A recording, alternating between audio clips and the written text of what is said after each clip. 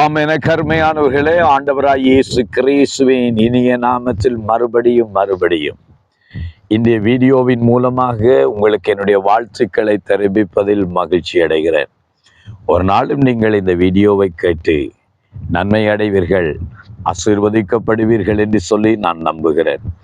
தேவனுடைய வார்த்தையே எங்களுக்கு ஆறுதல், அவர் சமூகமே எங்களுக்கு ஆறுதல்.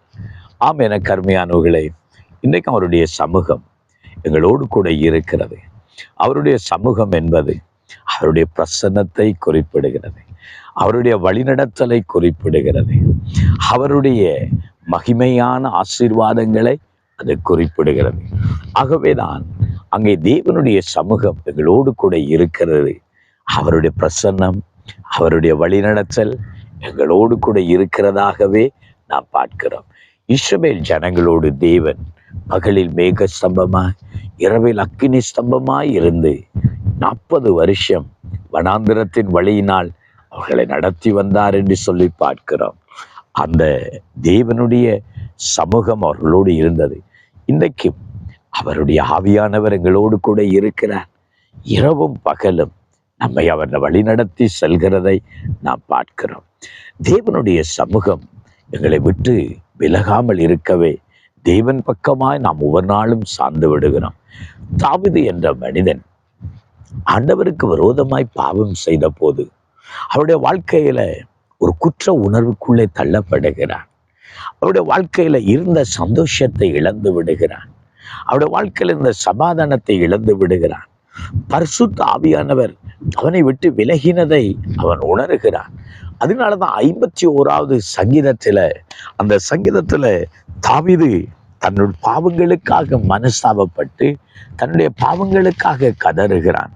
ஆண்டவரை விட்டு தள்ளுங்க. அவன் ஆண்டவரை கதறுகிற போது, ஆண்டவரே என்னுடைய ஈசோப்பினால கழுவும், ஆண்டவரே உம்முடைய இரத்தத்தினால் என்னை கழுவும், உம்முடைய பரிசுத்த ஆவியை என்னை விட்டு எடுத்துக்கொள்ளாதிரும் என்று சொல்லி ஆண்டவரிடத்துல அழுது புலம்புகிறதை பார்க்கிறோம்.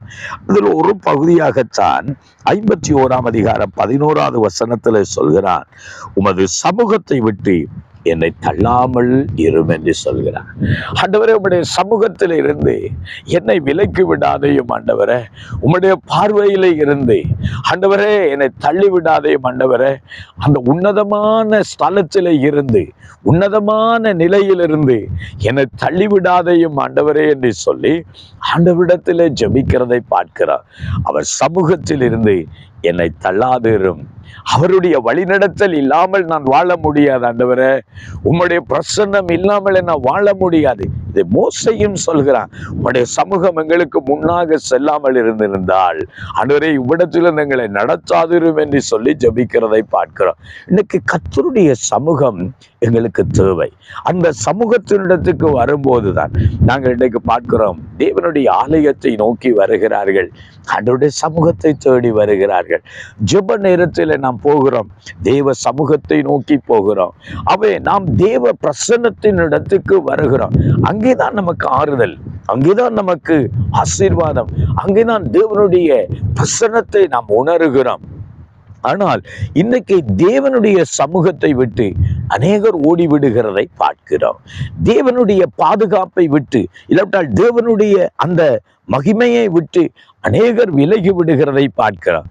அதுல ஒரு உதாரணம் தான், யோனாவை கர்த்தர் அழைத்து நீ நினிவேக்கு போய் பிரசங்கம் பண்ணி என்று சொல்லுகிற போது, அங்க யோனா 1வது அதிகாரத்திலேயே 3வது வசனத்துல அங்க பார்க்கிறோம், அவன் கர்த்தருடைய சமூகத்தை விட்டு ஓடினான் என்று பார்க்கிறோம். கர்த்தருடைய பிரசன்னத்தை விட்டு விலகினான், கர்த்தருடைய வார்த்தையை விட்டு விலகினான். ஆகவே அதனாலதான் ஒரு பெருங்காற்றை அவன் வாழ்க்கையில சந்திக்க நேரிட்டது. கர்த்தர் என்ற பெருங்காற்றை அங்க வரவிட்டார். கடலில கொந்தளிப்பு, கப்பல் அமிழ்ந்து விடக்கூடிய ஒரு பெரிய கொந்தளிப்பு. எல்லாரும் அவனிடத்தில் வந்து கேட்கிறார்கள், நீ யார், எங்கிருந்து வருகிறாய் என்று சொன்ன போது தன்னுடைய பேர் விலாசத்தை எல்லாம் சொல்லிட்டு சொல்றான், நான் கர்த்தருடைய சமூகத்தை விட்டு விலகி ஓடிக்கொண்டிருக்கிறேன் என்று சொல்லி. ஆம், எனக்கு அருமையானவர்களே, கர்த்தருடைய சமூகத்தை விட்டு விலகினாலே பயங்கரம் தானே. கர்த்தருடைய சமூகத்தை விட்டு விலகினாலே ஒரு பெருங்காற்று தான்.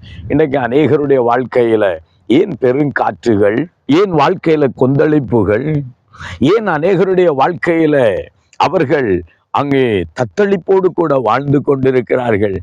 தேவனுடைய சமூகத்தை அநேகர் விட்டு ஓடிக்கொண்டிருக்கிறார்கள். நீங்கள் தேவனிடத்துக்கு வராத ஒவ்வொரு சந்தர்ப்பமும் தேவனை விட்டு விலகி கொண்டிருக்கிறீர்கள்.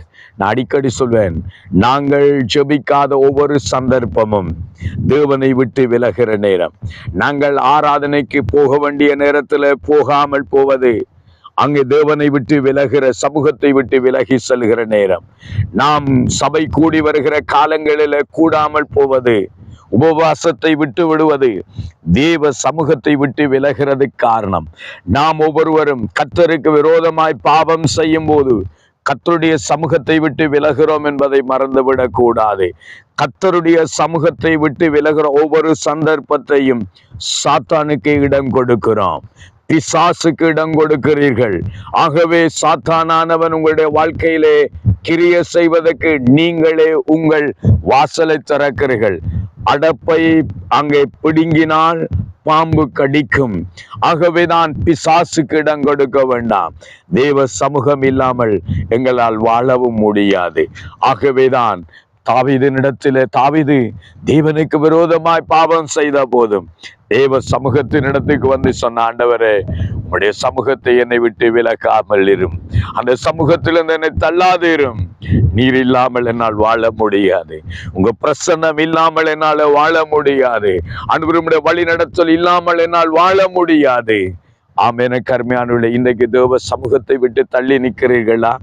தேவ சமூகத்தை விட்டு ஓடிக்கொண்டிருக்கிறீர்களா? தேவ சமூகத்திலிருந்து தள்ளப்பட்டு கொண்டிருக்கிறீர்களா? ஆண்டவரிடத்துக்கு திரும்புங்கள். ஆண்டவரே, எனக்கு உதவி செய்யும் என்று தாவீதை போல மனசாபப்பட்டு ஆண்டவரிடத்துக்கு திரும்புங்கள். கர்த்தர் உங்களுக்கு கிருபை பாராட்டுவார். ஜெபம் பண்ணுவோமா? எங்களை நேசிக்கிற எங்கள் அருமை தகப்பனே, இந்த செய்தியை கேட்கிற யார் யார் சமூகத்தை விட்டு விலகி ஓடிக்கொண்டிருக்கிறார்களோ, ஆண்டவரே, ஆண்டவரே பிரசன்னத்தை ஆண்டவரை விட்டு விலகி நிற்கிறார்களோ, ஆண்டவரே, இந்த நாட்களில் இந்த வார்த்தை அவருடைய இருதயங்களில் ஆழமாய் கிரிய செய்யட்டும்.